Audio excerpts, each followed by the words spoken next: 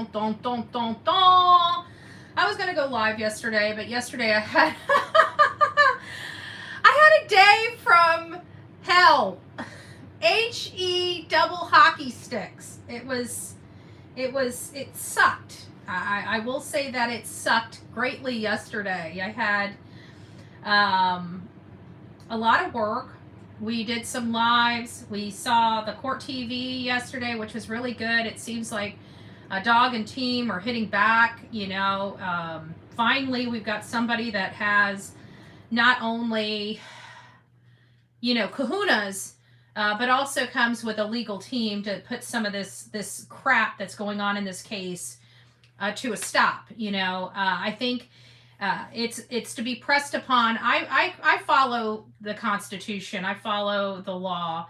Occasionally I come up to it, but at the end of the day, hey Jennifer, Miss Lee, mom of 3, we've got a code. We got a code, and I don't have it on this phone. Dad, burn it.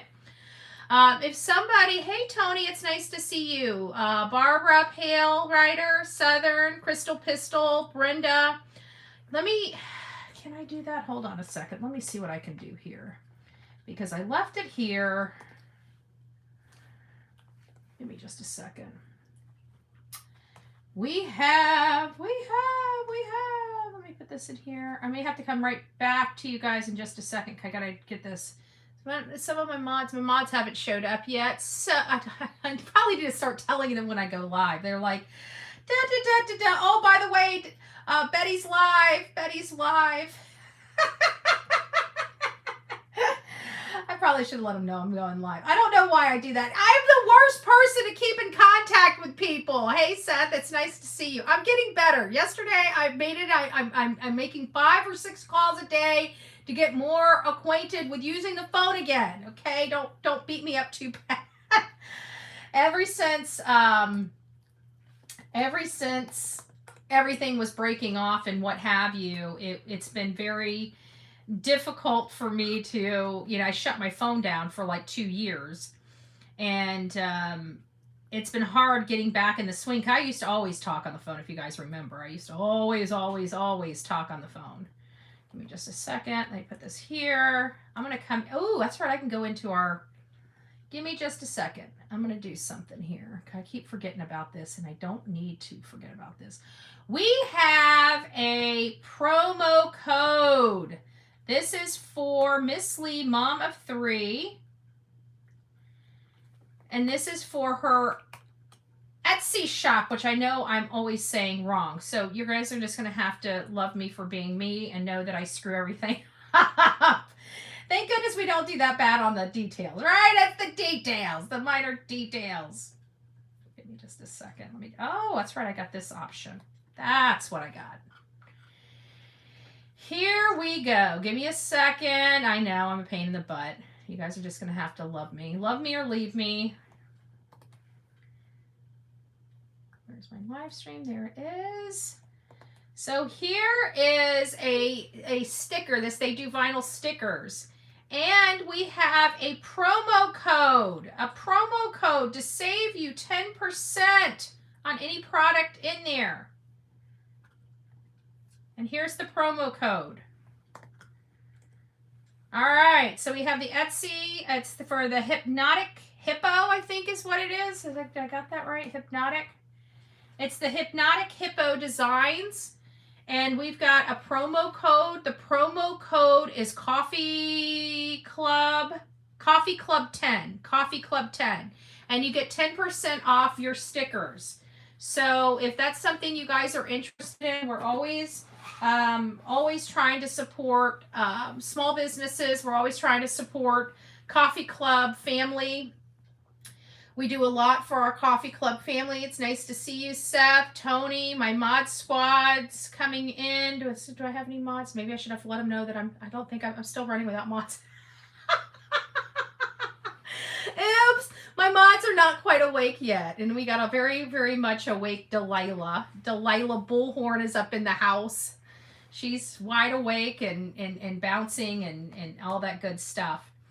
A couple of other housekeeping items.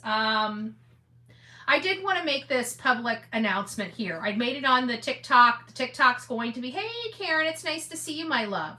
The TikTok's going to be uploaded after this. It was over an hour long. I think like an hour and 20 minutes. I had a good conversation on TikTok and what have you. Oh, you're very welcome, Love Bug. You're very welcome. Anything I can always do to help.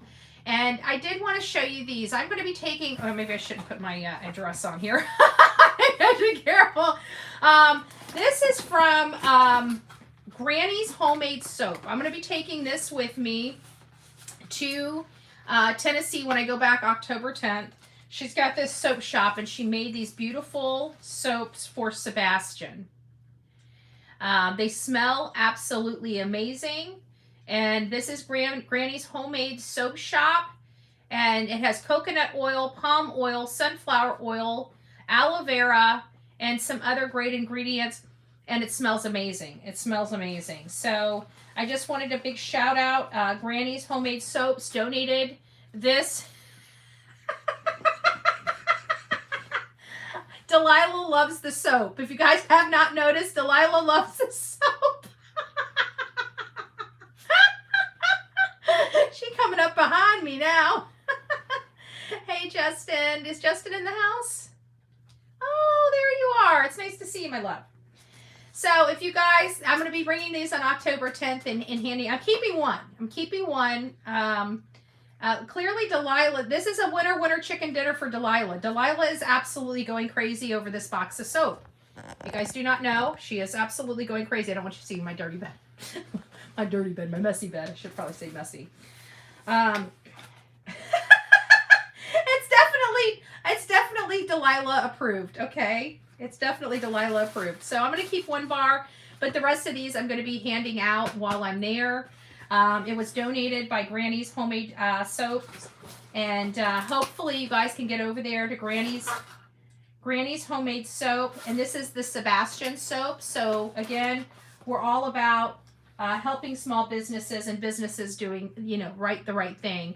That was donated. That's her part. A lot of people are lighting it up green. We're having a lot of green lit homes coming in. It's coming on, Bullhorn Betty's True Crime. People are showing their support. I posted some out there. I haven't done my string lighting. I'm going to hopefully, now that I have a little day to breathe today, I'm hopeful that I can get that out there and do that and put the starter in the lawnmower. That's kind of the only thing I would really like to accomplish today. And a couple other things that I wanted to discuss with you guys. Somebody is doing this. It's Freebird. Freebird, thank you. I don't know if you're in chat right now or not, but I thought, wow, what a great idea. So Freebird wrote me and says, I follow you on YouTube. I love what you do. I was astonished by one of your videos where you were putting flyers up and they were being torn down. So I came up with another idea that would prevent flyers from being torn down. I just wanted to help in some way and wasn't able to do what you do. But I'm sending 100 Sebastian flyers through the mail to certain areas and neighborhoods, businesses around Tennessee. I thought maybe you can tell your followers so they can do the same if they wanted to help. The more mailers, the better awareness. All you need is a printer, paper, envelopes, and stamp. So there you guys go. If not everybody has the ability to do certain things. For example, Granny's Soap Shop was able to make, soap, and this is going to be handed out to folks. Some people have made big, beautiful green bows and put them up and place them around. Some people are, can only afford a green light bulb and putting a green light bulb up in their lights. So everybody's doing everything that they personally can to bring awareness about Sebastian Rogers' case. So if this is in your wheelhouse, not that it's going to be in everybody's wheelhouse, if this is in your wheelhouse, maybe this is something that you could do to help. By printing out 100 flyers and, maybe taking a few of those, maybe 25 four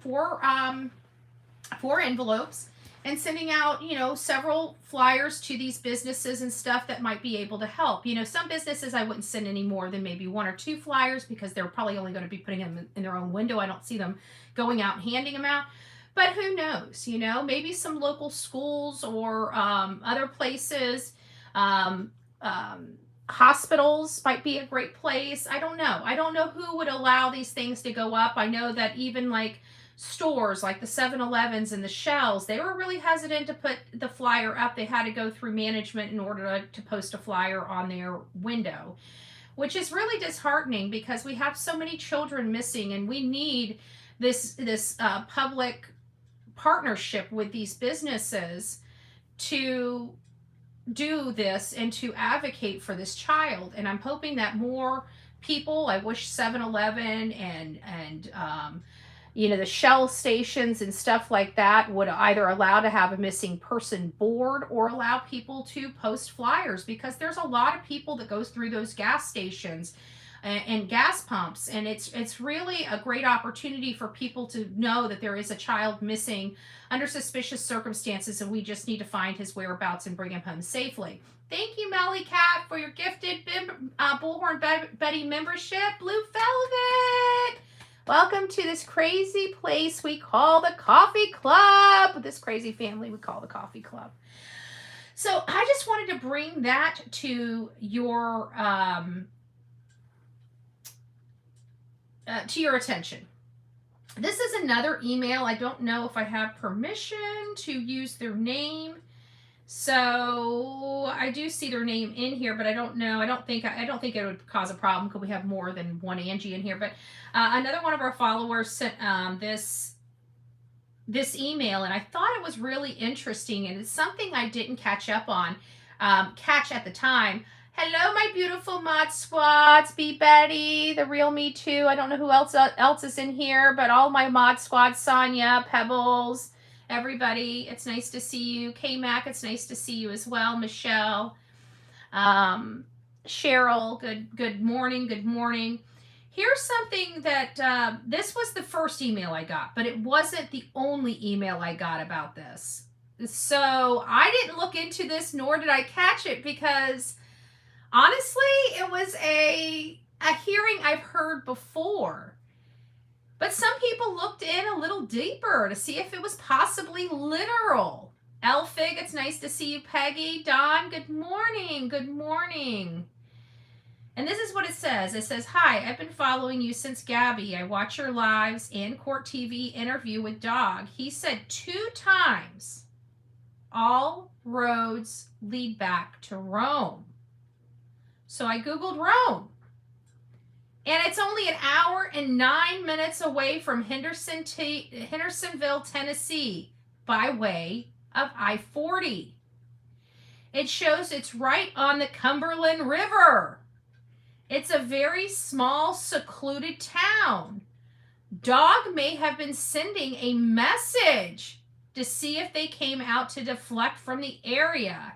I just found it very interesting and thought it might be a good place to search.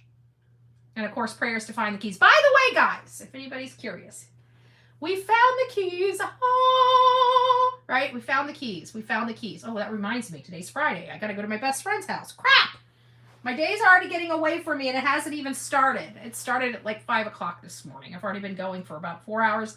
So if you want to know why I'm always up and very energetic in the morning, it's because when you guys see me, even Bedhead Betty, I'm usually up for several hours. I usually have a cup of coffee and some caffeine flowing through my body by now, you know. Sorry. So there's a couple things. We got that out of the way, and I did want to make one more statement before we get on to the nuts and bolts of this case. It came to my attention. Oh, thank you, Billy B. God bless you. Keep it up. Thank you. I will. It came to my attention. I don't know who sent it to me or whatever, but it came to my attention that there was a particular creator that was really getting kind of harassed by people, hate groups, and their crappy audience that think that their brains aren't sick, which they are. Their brains are very toxic to themselves, and I wish they would have self-awareness of that. And so I had made a statement on one of my lives, and it said, when we were talking about the court hearing, that I did not attend. The one where the 3 POs were accepted or whatever, the ones that I was not properly served on. I did not go to that hearing.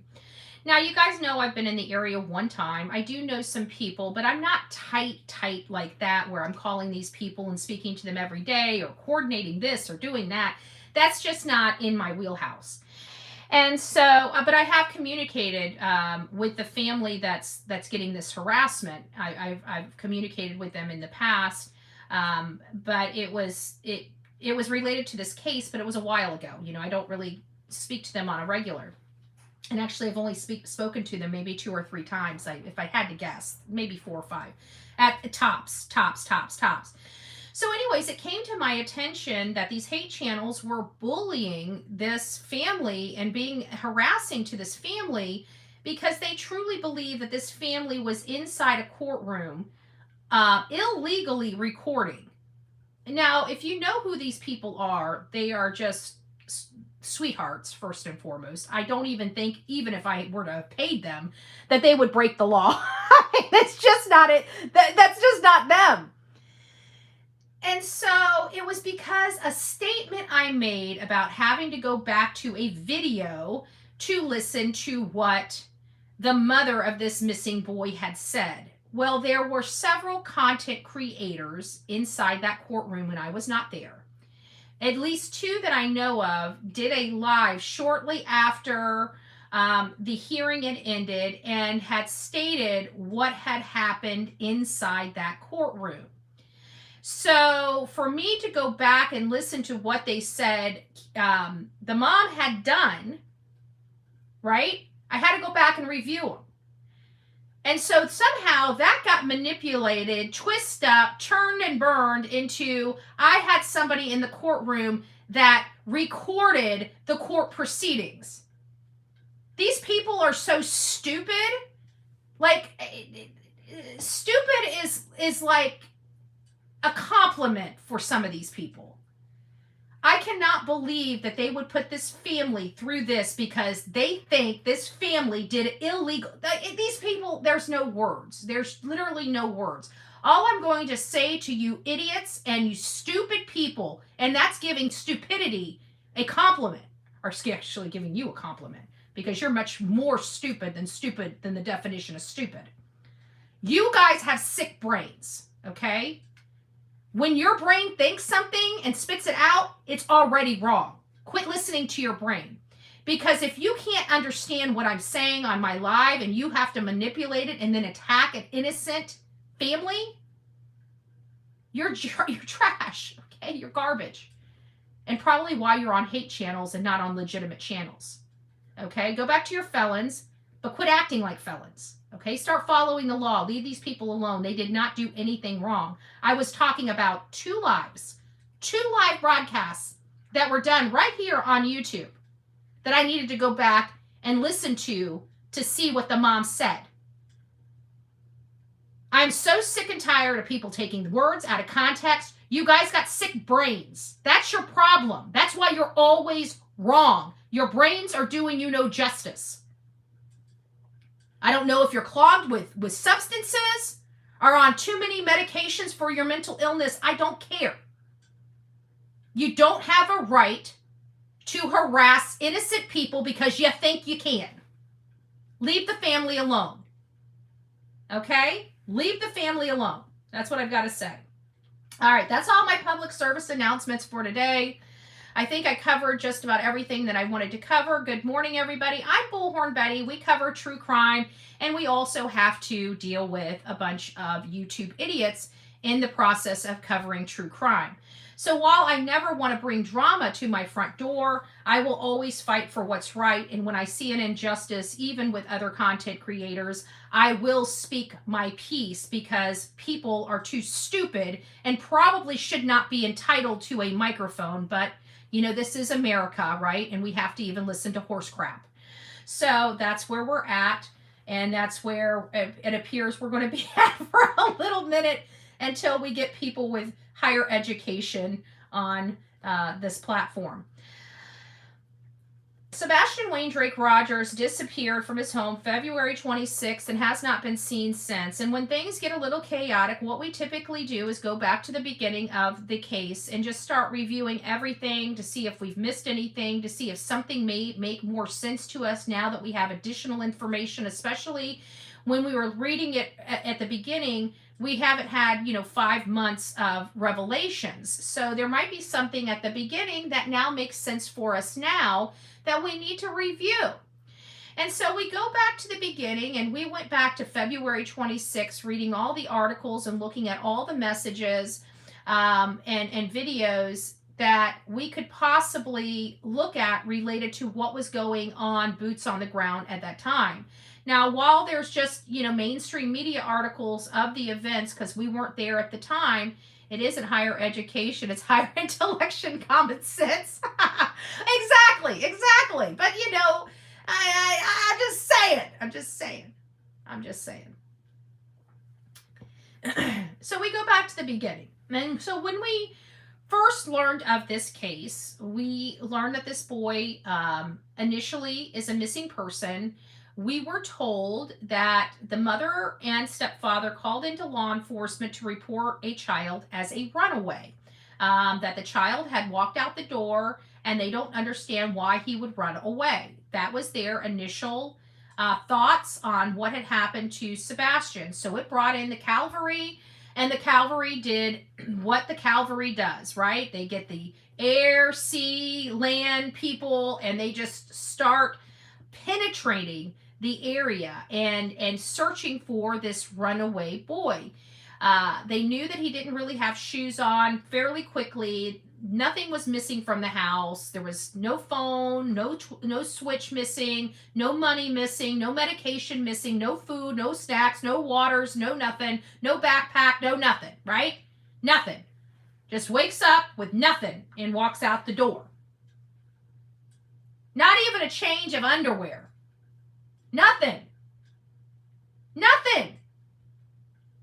I'm sorry, if somebody's planning on leaving, we've all ran away from home or know somebody who has. When have you ever heard of any teenage kid running away from home without taking all of their personal belongings with them? I ran away from home. I also stole money from my dad to do it. I also came back and snuck back in the house for clothing, underwear, food. I have never left in a backpack. I never left without having something to carry all the stuff in. Remember, I was God's worst gift to a parent. I was the worst child ever. I did a lot of stupid stuff. Okay? If you don't believe me, maybe we need to get Mama Bullhorn on the phone. Right? But think about it. That's what we were told. This boy walked out. It was after the fact we realized this boy had walked out of his home without anything. Nothing. Doesn't make sense to me. But we didn't know what was going on. We didn't even hear about this case. Let's be honest. None of us really heard about Sebastian or Sebastian's case. Some of the people that are friends or subscribers to Duchess would have learned of this case on March 3rd. March 3rd. A week after this child disappeared. So we're looking at the news. We watched the news, and what the news was, boots on the ground, just the facts of the case from the news organizations about what was going on there. And we moved all the way up until March 3rd. We read all of the commentary up to March 3rd, and then we directed our attention over to the Duchess interview. Right after the Duchess interview, the very next day, they have an interview with WSMV. The very next day. So I've always believed that Duchess was the dry run to the mainstream media interview. Just my thought, maybe not true. It's just my opinion.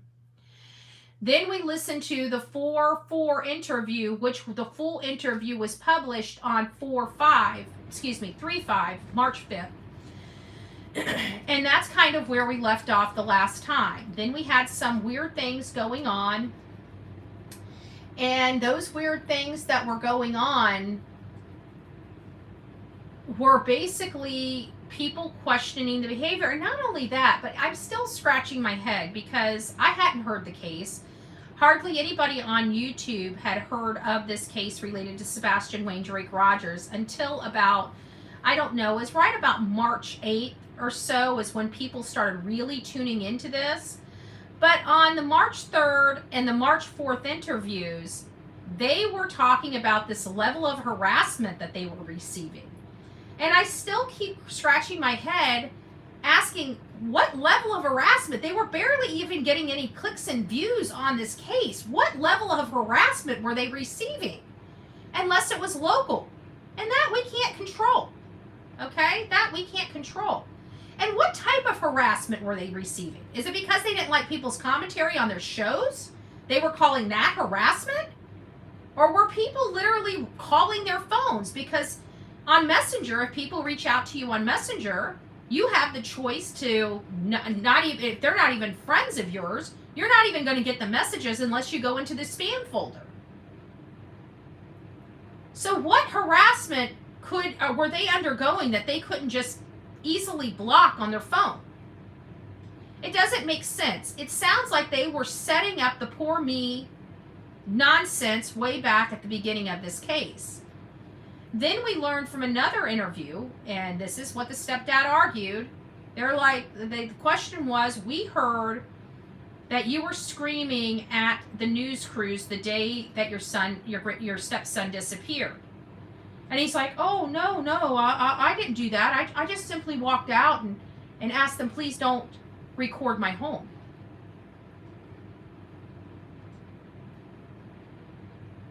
What?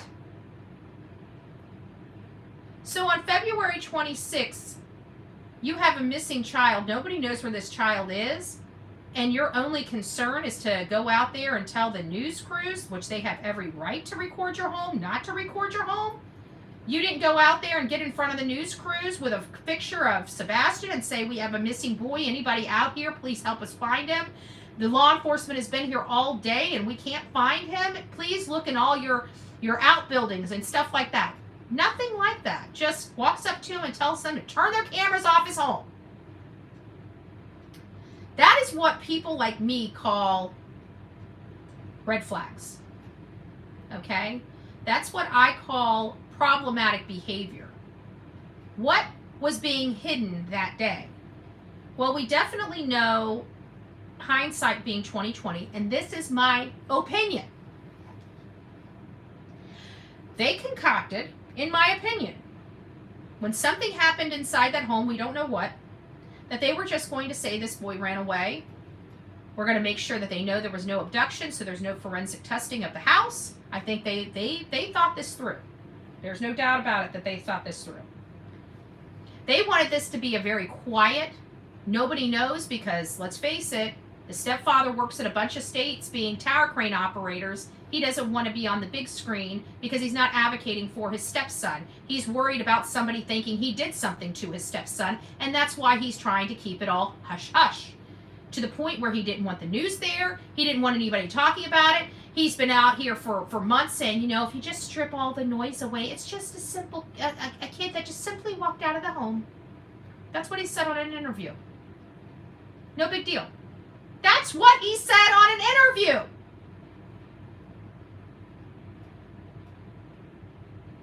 Okay? I don't know anybody that doesn't seem to have a problem with those statements. It appears to me that this case got bigger than they anticipated it getting. They wanted this to be a runaway kid. They wanted the file to go into a filing cabinet and start collecting dust.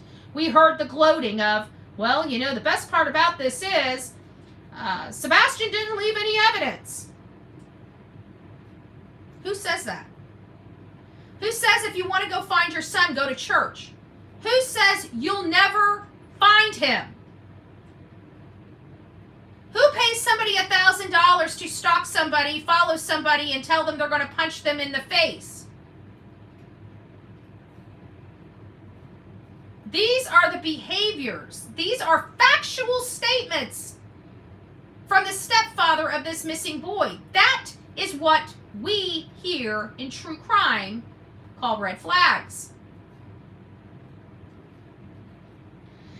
So now we went up to the most recent, or the earliest interviews. Those earliest interviews were the Duchess of 3-3 and the WSMV video interview of 3-4 that ended up being released, I think 3-5 or 3-6, the full interview. And that was a little problematic, from the chuckle at the beginning to them not making it about Sebastian, to the interviewer saying, Sebastian's got to be in here somewhere. You know, those are uncomfortable places to be.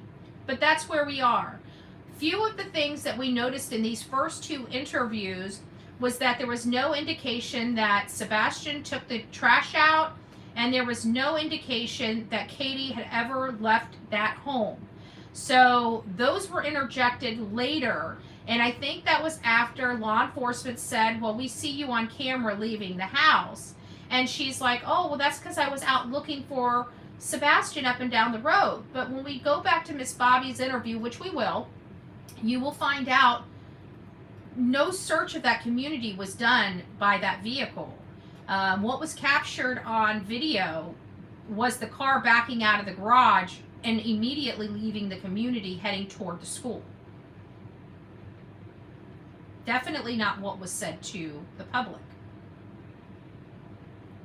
You also have to remember Worsham's is on the opposite side of the school. There is a drive that goes from one side over there where you could drive across the street and you're at Worsham's.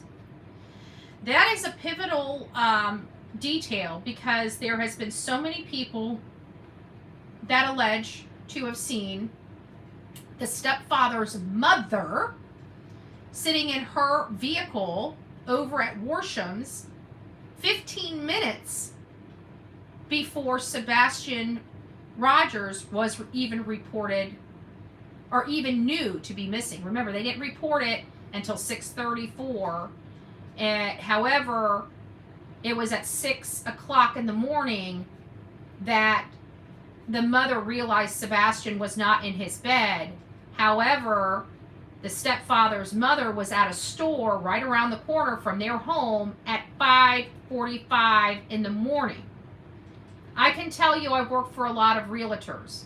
There are very few realtors that are sitting in a car anywhere in any town at 5:45 in the morning.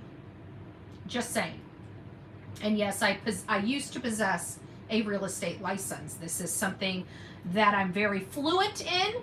I'm very fluent in real estate. I'm very fluent with realtors. I'm very fluent. This is an area of expertise I possess. So it was odd to have any realtor up sitting in a parking lot 20 or 30 minutes away from their home, 15 minutes before someone in their family was reported missing, which was just right down the road from where they were sitting. Again, these are what people like me consider red flags. We also tonight at 8 p.m. have an exclusive interview with a special someone. I hope everybody will be here to support the interview. It is related to the Sebastian Rogers case. And I think it's something that people need to hear. So I'm going to leave it at that. You guys know why I'm going to leave it at that, for reasons of bullying and harassment. Seth had let everybody know that Joe Petito was going to go on his show. And all of a sudden, these haters went and attacked and harassed and threatened Joe Petito. And everybody over there on those hate channels, remember, they always keep trying to lie to their people and say, oh no, we don't do that. Well, Joe Petito has come forward. I have come forward. Nick the Hat has come forward. And Dog the Bounty Hunter has come forward. So you can believe whatever you choose to believe. But I can tell you, anybody that gets involved in this case gets threatened, gets harassed, gets stalked. These are illegal behaviors coming from these felon channels, such as Queen Bee and Chlamydia. And of course, my ex, a 3-time convicted felon. These are people that can't get a job at the Slurpee machine at the local 7-Eleven.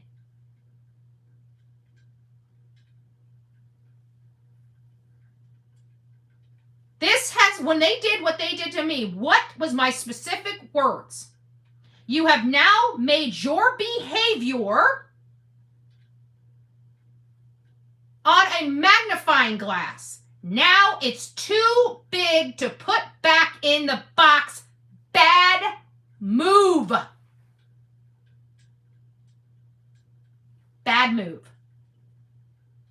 Bad move. Everything I said would happen is happening. Why? Because these yahoos don't know a body from a log. They believe anything anybody tells them without a scintilla of evidence to support it. And now all their bad behavior has now been amplified on a national platform. And guess what? It ain't Bullhorn Betty's name in any of this. It's theirs. Because they are the problem. Just saying.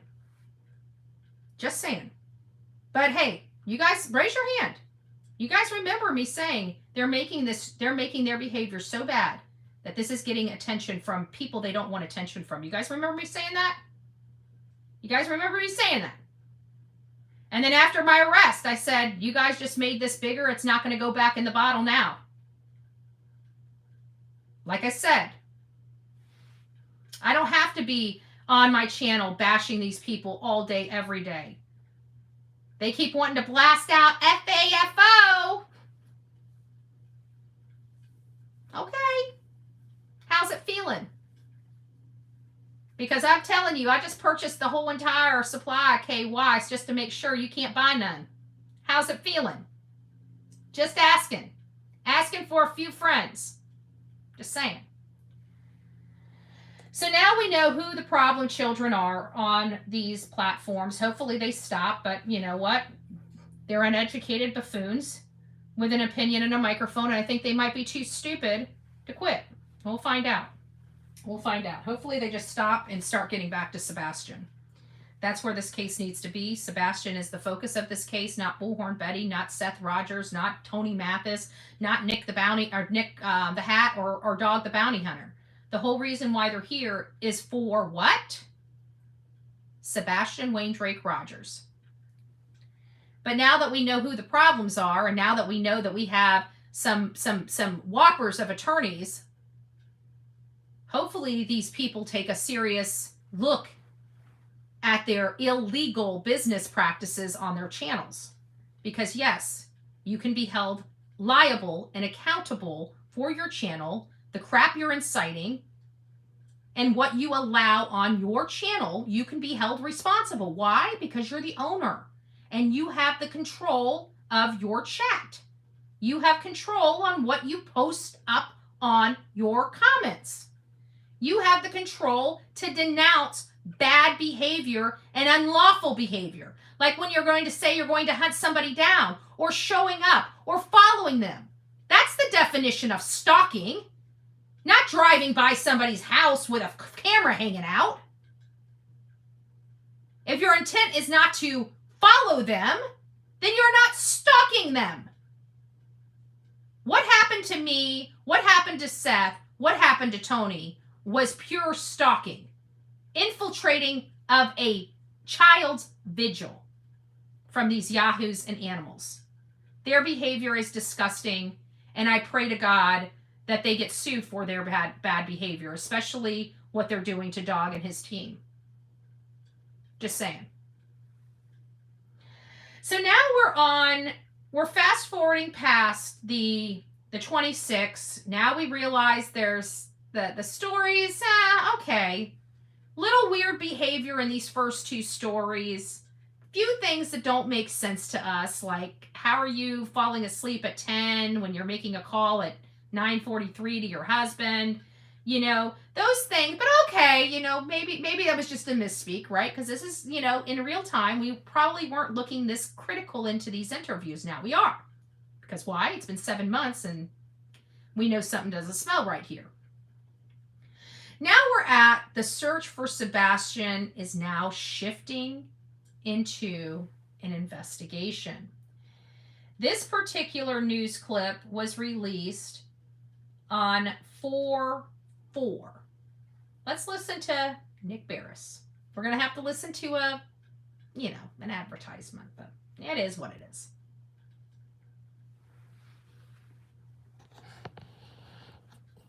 Oh, good. They muted it.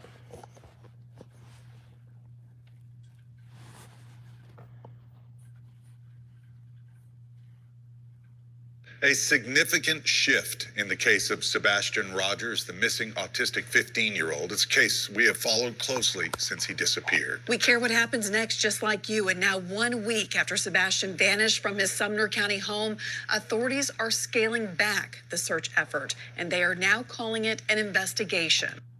This is the same exact day they gave an interview with WSMV. Their very first public interview on mainstream media about missing Sebastian Wayne Drake Rogers. Why did it take him this long to come public? And why was it when this case turned into an investigation? Those are what we call red flags. Nick Barris shares the latest details, and we also hear for the first time publicly today from the missing teen's mother and stepfather. Interesting. The original thinking was that Sebastian Rogers left home on his own, but the fact that he disappeared without a trace now has authorities looking into the very real possibility of foul play.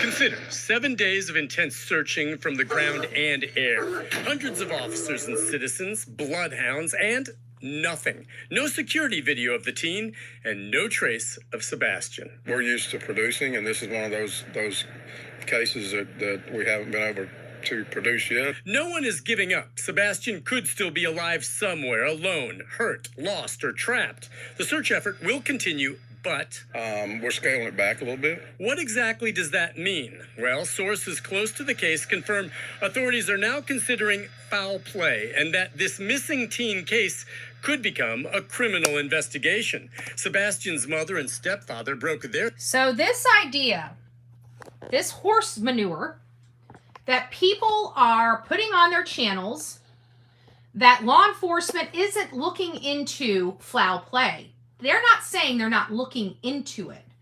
When we heard from them shortly after this, the last press conference, which was months ago, they stated that there's no evidence of foul play, but there's no evidence that there isn't foul play.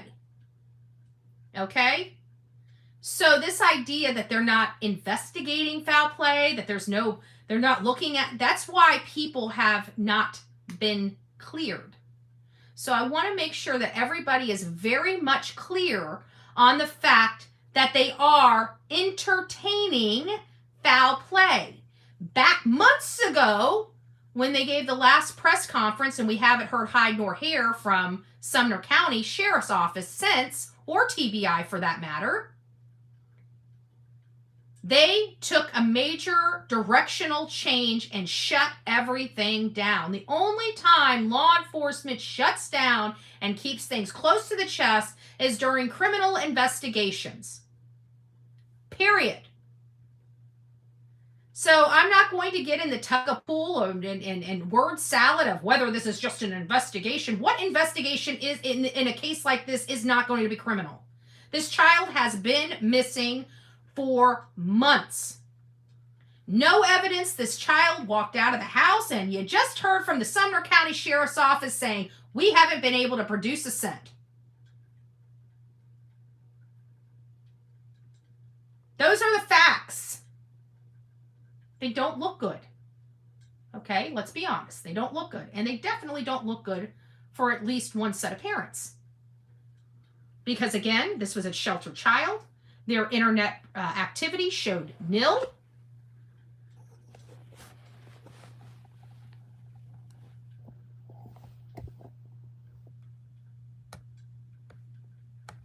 Come on.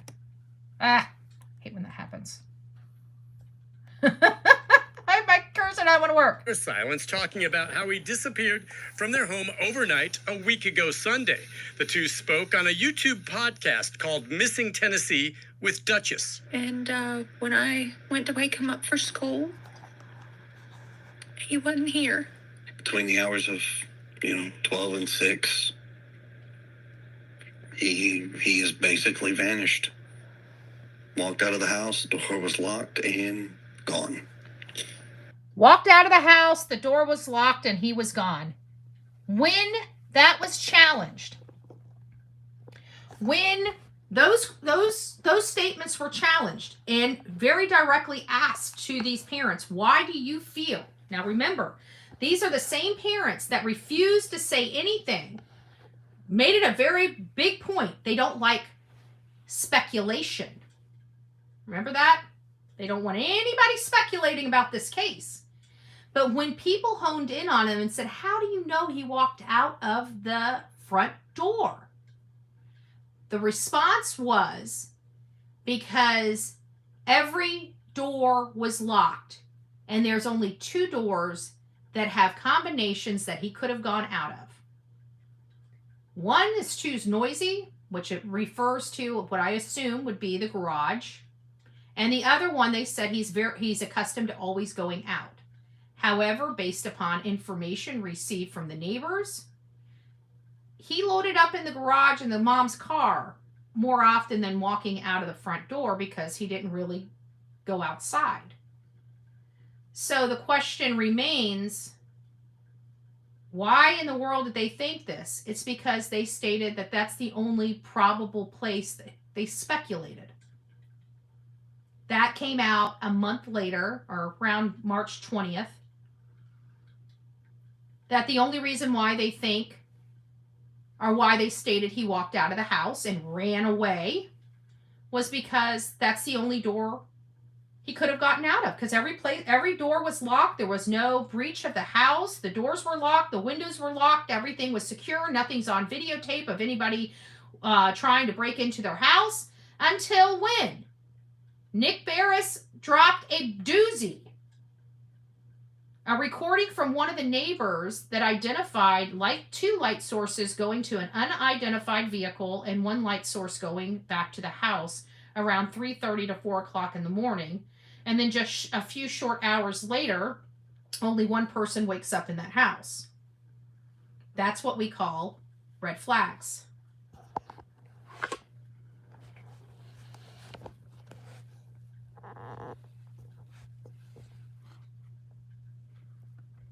He didn't take a phone. None of his shoes are missing. Authorities have named no suspects and say that to date, the parents have fully cooperated with the investigation. Detectives now will re-interview and vet everyone that had contact with Sebastian, looking for any inconsistencies. And they are asking the public to provide any Ring camera videos, not just from Sunday night when they believe he disappeared, but of anything suspicious of much earlier in the day. Wow. Much earlier in the day. That's never good. That's never good. When you start hearing them. We heard that from Elijah Vu. Remember Elijah Vu? They said he was reported missing, I think, on the 20th. And they asked for video footage all the way back to the 12th and found out that he most likely succumbed to whatever happened to him on the 16th, 4 days prior to whenever he was reported missing.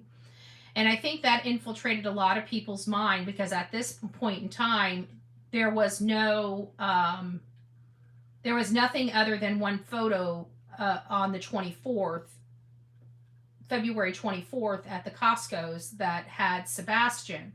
So I'm sure everybody at this time was saying, okay, when was he truly last seen? Because we know shortly after this the video that is dubbed, unfortunately, the proof of life video, was the walking out of the Texas Roadhouse. Oh, hey, Chaos. It's nice to see you, my love.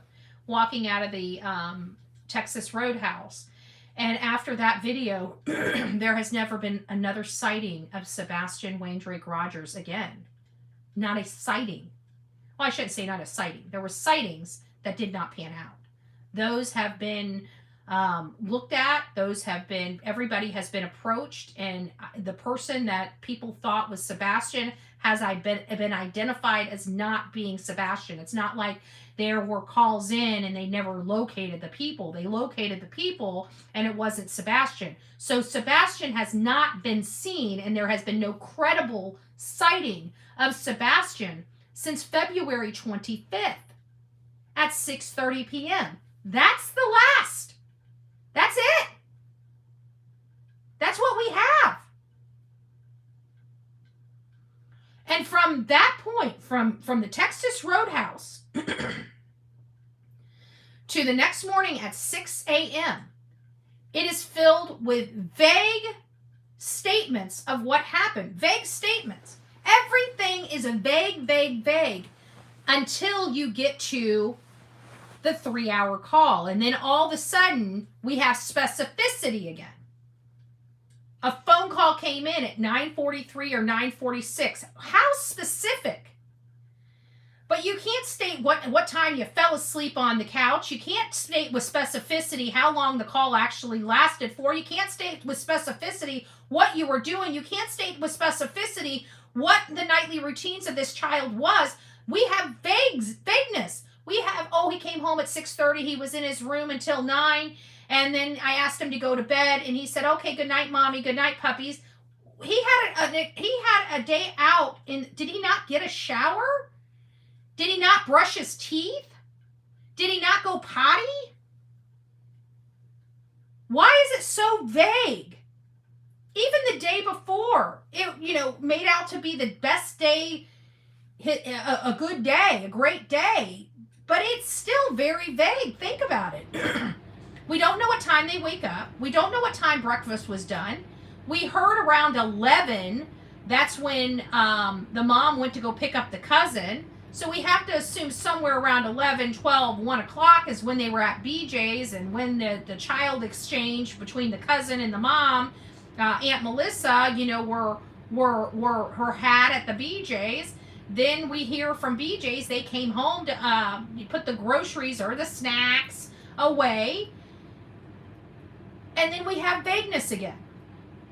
So what we were told doesn't fill up the hours that they were outside of the home. And then when they come back home, it's vagueness again. Think about it. What do we know about when they return from BJ's? Nothing.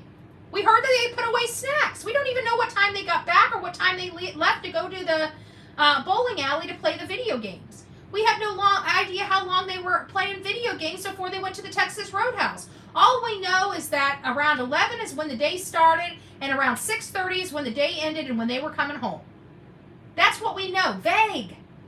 Vague. Why would parents be so vague? It's not because law enforcement is telling them to be vague. It's because when you're vague, you have wiggle room. That's why. Think about it. If they came out and said, we did this, kind of like Seth.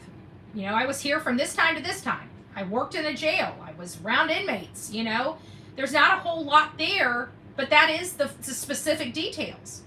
Here we have, I don't know. And then it's like every time we turn around and we ask them to fill in some of those questions, depending on what channel they're on or how the question's answered, the answer is different. How is that possible? We don't even know what time the mom truly went to sleep on the couch, if she did go to sleep on the couch. We're just hearing that she did, but even when the problem is that when Chris interjected and said, well, she calls me at 9:43 or 9:46, well, how in the world did she fall asleep on the couch in 17 to 14 minutes? I do have to be honest with you. There's been a time, I was just chatting with Tony's wife. It wasn't last night, but like the night before, I believe. chatting with Tony's wife, and it was like 10:30 at night. And in the middle of chatting, I put the phone down, and I forget my sleep settings on. So I forget, if somebody's chatting with me, I got to watch the phone. Well, apparently I literally, after putting the phone down, just fell asleep. So I didn't get the return message until the next morning. So I do understand that. But even with all the messages dinging and stuff like that, I didn't wake up until the next morning. I was sleeping. We heard from Seth in Seth's interview with me that the mom sleeps like a rock.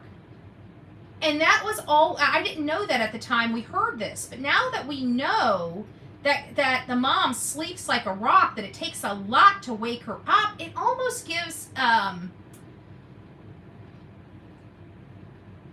it almost makes it more difficult to believe the phone call conversation where she fell asleep on the phone with Chris and he had to wake her up. I mean, short of having a blowhorn, I don't know how she would have woke up. I don't foresee somebody sitting on the phone listening to somebody snore for an hour and then start screaming in the phone, wake up, it's time to go to bed, put the dogs away.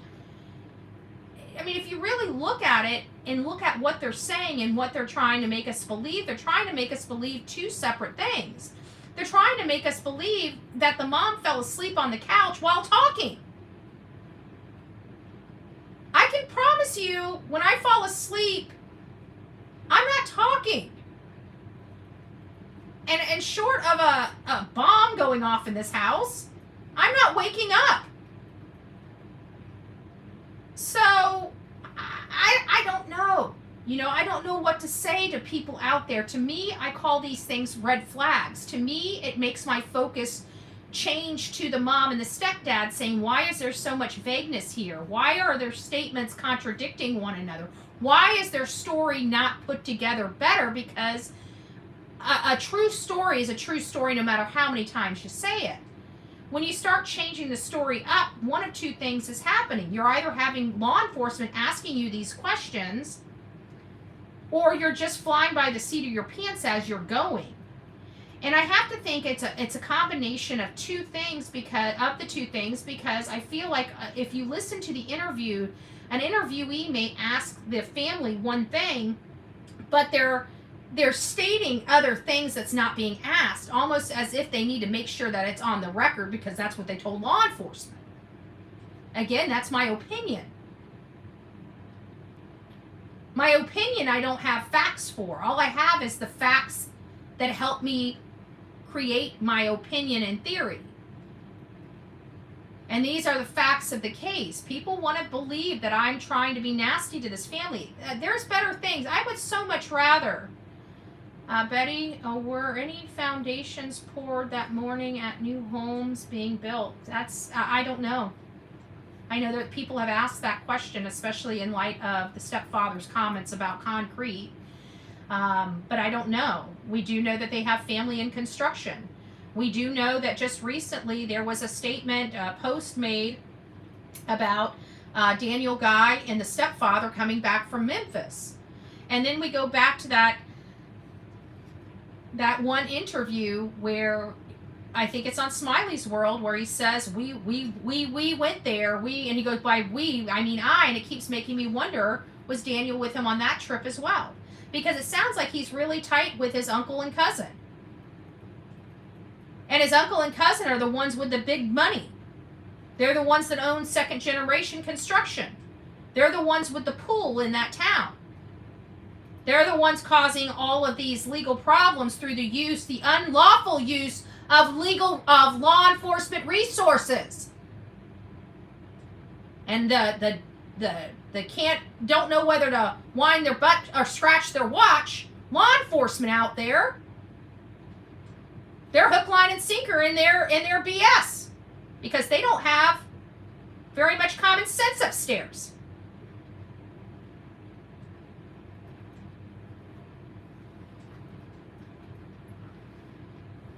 So when did Daniel Guy go down to Memphis or up to Memphis? You have to be down to Memphis with the stepfather.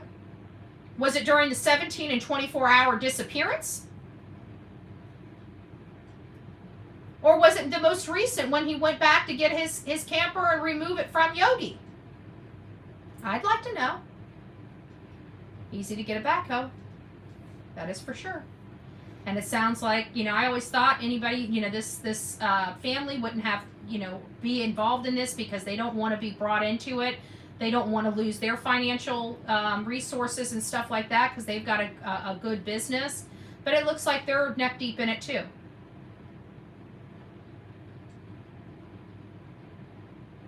Sorry, not sorry. My opinion, and I'm entitled to it. Builders start pouring foundation at 5-6 a.m. Yeah, but Tennessee's a little funky because in residential areas you can't start work until 7.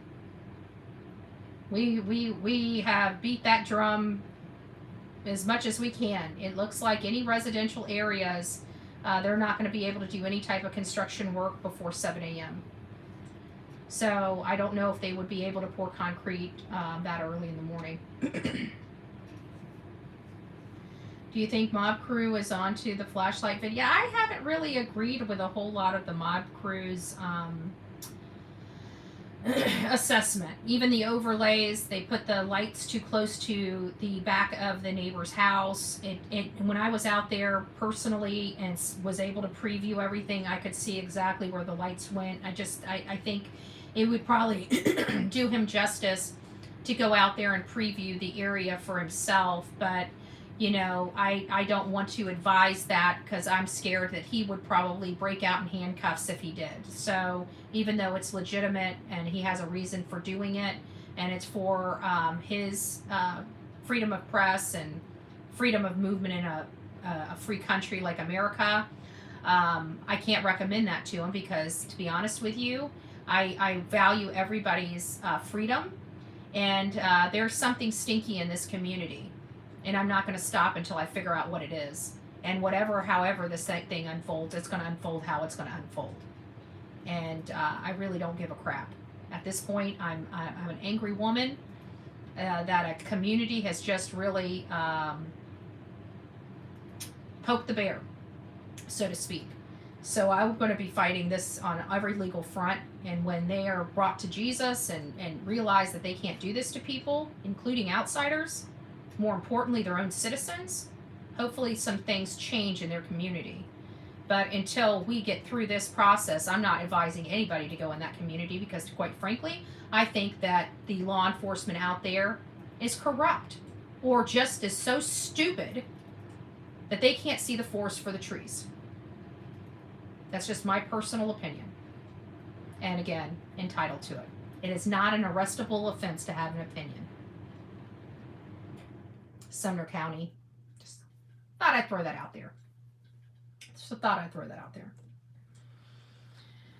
So we have to look at all this stuff, and maybe there's a lot of creators out there that are felons and they don't want to think of anybody committing crimes because they are still, so butthurt over the fact that they were convicted of their crimes, so they want to help the man. They want to help the fellow felon, right? It goes over here. I'm sorry. I'm sorry, not sorry. But it's like the band of felons. Let's go and twist this up as much as possible. Let's interject as much crap as we can because we felons stick together.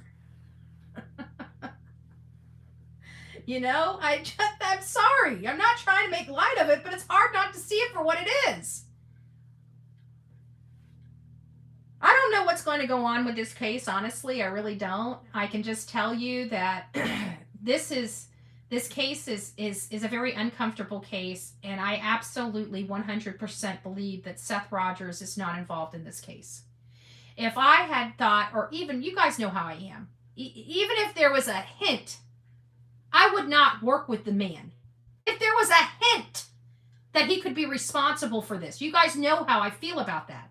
I wouldn't donate a dime or a dollar to them or anything about them because I do not support monsters. We covered this back in 2021 when we were covering the Summer Wells case, and what I said is I would never donate one dime to the Wells because they are so suspicious, and I would hate to be funding a monster. Not one dime, not one penny.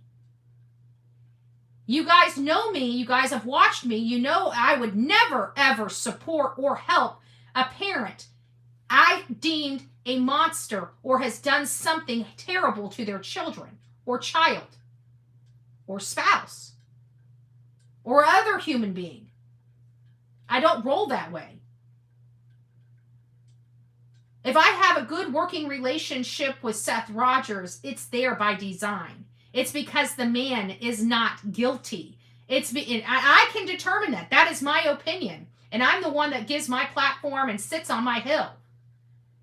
But I can tell you, I'm a hell of a lot more critical in many cases than law enforcement is of these people. And I would never, ever, ever assist or help a father that I deemed did something wrong, that created the disappearance of their child. That's just not in my DNA. I can, just like Summer Wells, I can run a case and report on a case without either parent. I will never put a parent on a pedestal when I feel that they've done wrong. This is one that that misinformation and disinformation has infiltrated a case, turning a good man bad. And a bad woman and man good. That I will not stand for. That I will not stand for.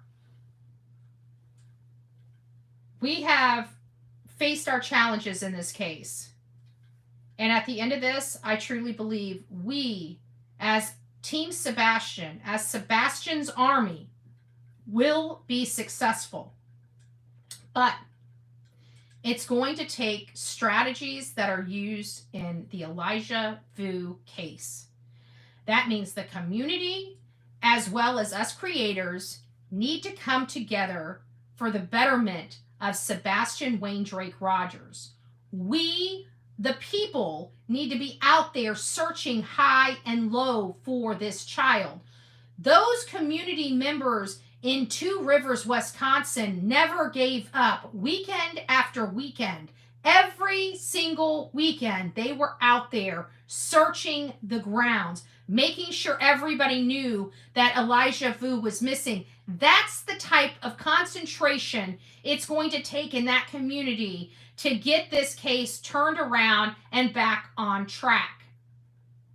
Until law enforcement pulls their head out of their butt and starts seeing the forest, there's nothing we're going to be able to do to help them. We have to disregard them and move on. Okay? We have to disregard them and move on. They're saying we're not helpful to them. They're not doing anything on the case. They're not producing anything on the case, but they don't want to ask for anybody's help. They don't want anybody's help, yet nothing's happening. I'm done. I don't need law enforcement's permission to do my job, and neither does anybody else. I just want to make sure that's clear.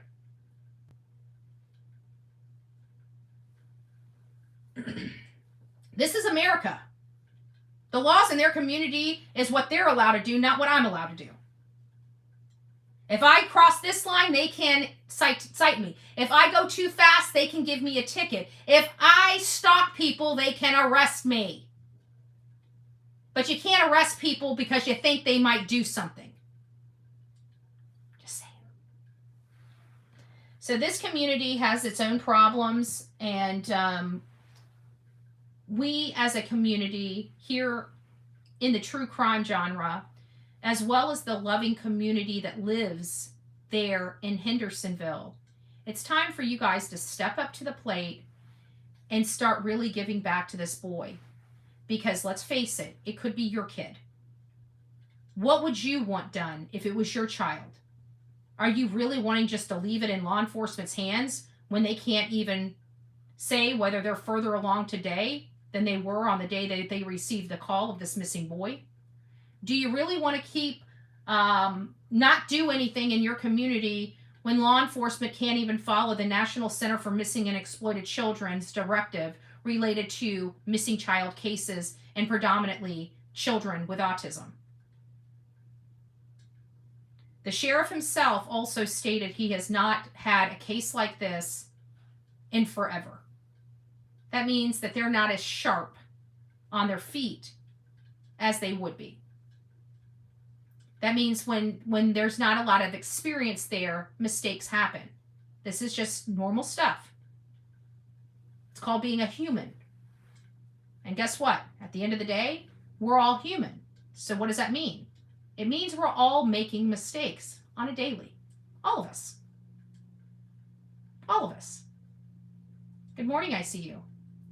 Some are better than others. Some are worse. Right? Yesterday I lost my cool. I'm not a perfect human being. What did I lose my cool over?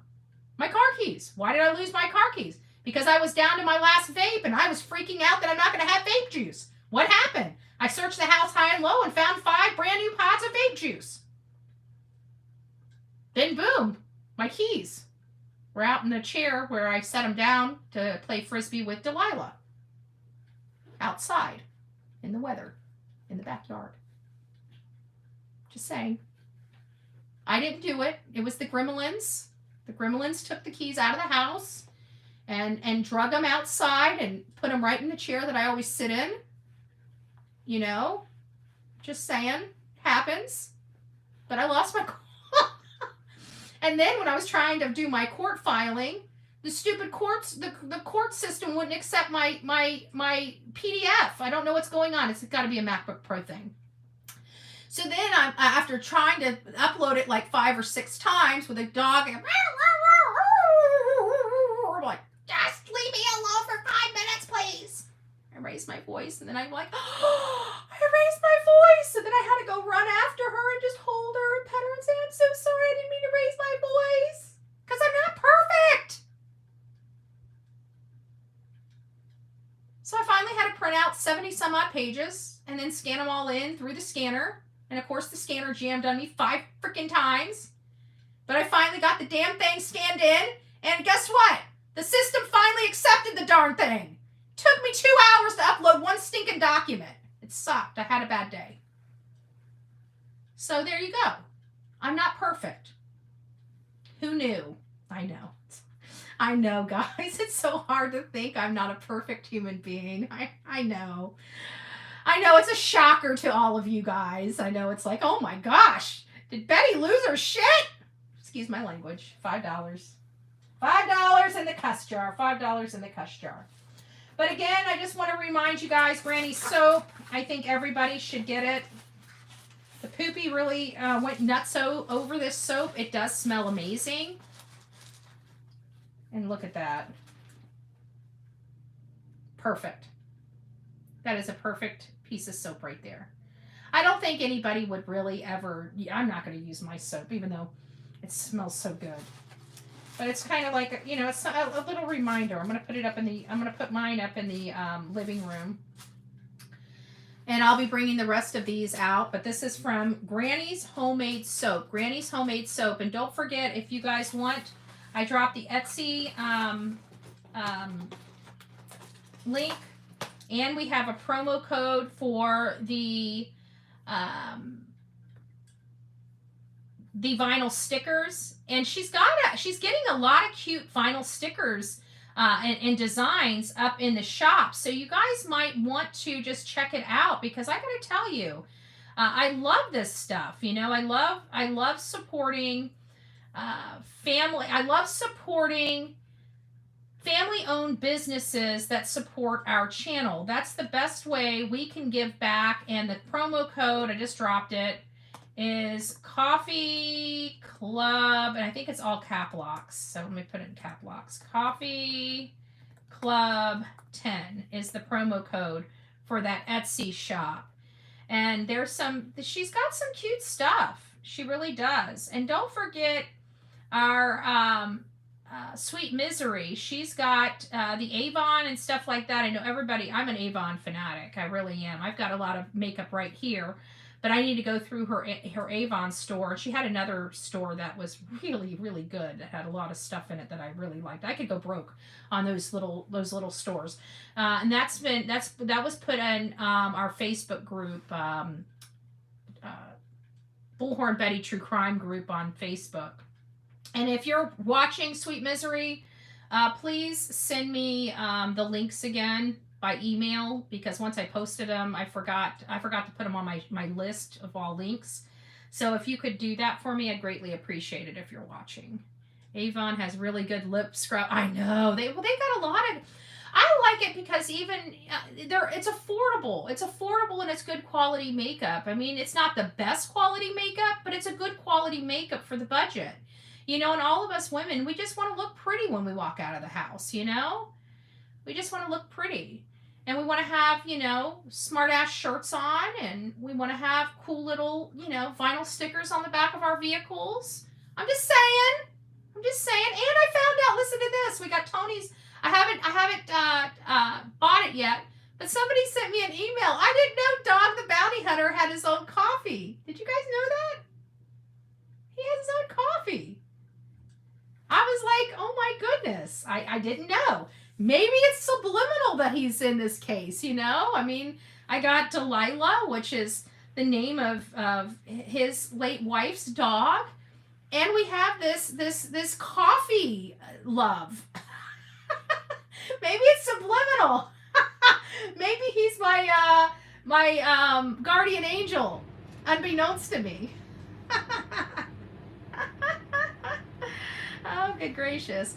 All right, guys, I've bit your ear long enough. So now we're on February 4th, February 5th. This is when the interview just happened and when the case took a turn. It's leaving many of us to believe, why was it then, at this critical moment, that they started breaking their silence, and it appeared that they started doing more self-preservation interviews versus interviews about Sebastian Wayne Drake Rogers. We'll continue to cover this case from beginning to end, bring everybody up to snuff, because let's face it, there's a lot of misinformation and disinformation out on these streets. And when we have factual information, we've got hate channels saying that that is a lie. That's why we're going back to right straight to the facts.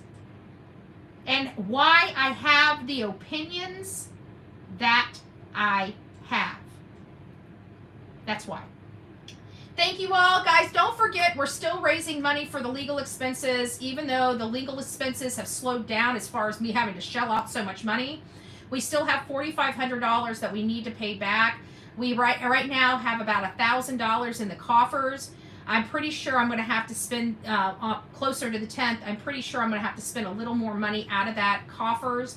And then after everything's resolved by next month, anything and everything that we collect for the legal fund is going to be going to pay back that $4,500. We are still on the hook for $4,500, $2,500 to the lawyer and $2,000 for the bond. And so I still want to get that paid back if possible. So if you guys were really truly a dollar will do, I usually never crowdfund for myself. But you guys know that I was put in a very tight spot when I did nothing wrong and I broke no laws. So I really do appreciate it. And what really upsets me the most is that this money should be going to Sebastian. It should be going to efforts for Sebastian. And here we have to pull funds together away from this young boy to help my needs because of the situation that his mom and stepfather put me in. So we're going to continue to go down this road. We're going to continue to fight very hard for Sebastian Wayne Drake Rogers. We are Sebastian's army. We're his army for a reason, because if we were just supporters, we wouldn't fight so hard. So thank you guys for being here. Thank you for letting me bend your ear. Thank you for allowing me to provide you guys some facts on this case and explain some more stuff. Now, within the next hour or two, I'm going to be dropping the TikTok video that I just did, which covers some of the stuff, but not the same stuff. But, you know, at the end of the day, where do we turn to now? Where are we to go now? We need to start bringing in, start, now that we are going through this stuff. Anything, oh, thank you, Abigail. God bless you. Anything, thank you. Sonia's got some Sebastian's Army's t-shirts. We need to do that. We got Sebastian's Army. That is what I would love to see everybody in. If you guys have not received that, please do. Don't forget, if you would like one of the Rescue Ride shirts, this is the fundraiser for Michaela's Mutt Motel. Reach out to me. I know we're getting limited on certain shirt sizes. I don't know what that is. I'm not part of the shirts or the sales or anything like that. Just promoting so we can make sure that we get Michaela's Mutt Motel as much money as possible from these shirt sales. They're getting 100% of the proceeds. Nothing is being taken by anybody. This really was a fundraiser in Sebastian's name for Michaela's Mutt Motel. And to be honest with you, they came under a lot of heavy fire just for helping out in this case from these hate channels. But I'm glad we got Dog with Balls that's coming in here and being a freaking wrecker, a wrecking ball to all of these hate channels that have done so much damage in this case and tried to blame it on everybody else but their poor behavior.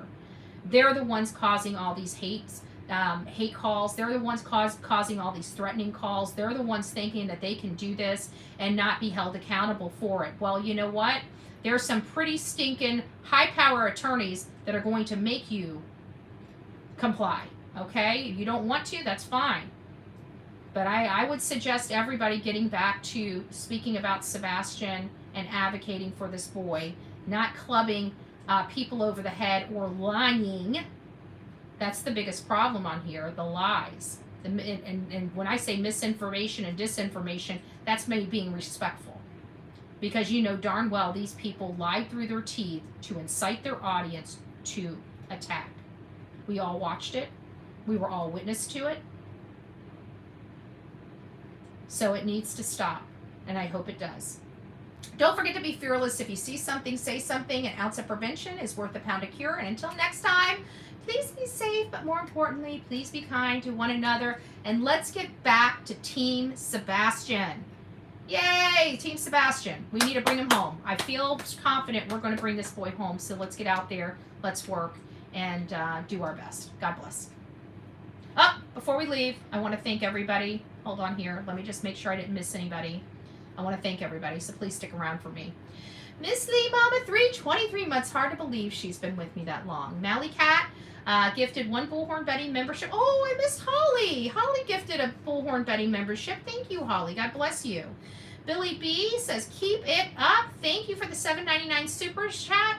And we got Michelle with another gifted Bullhorn Betty membership. Thank you so very much. Tink says, thank you for all you do. You rock. Thank you, Tinks. God bless you.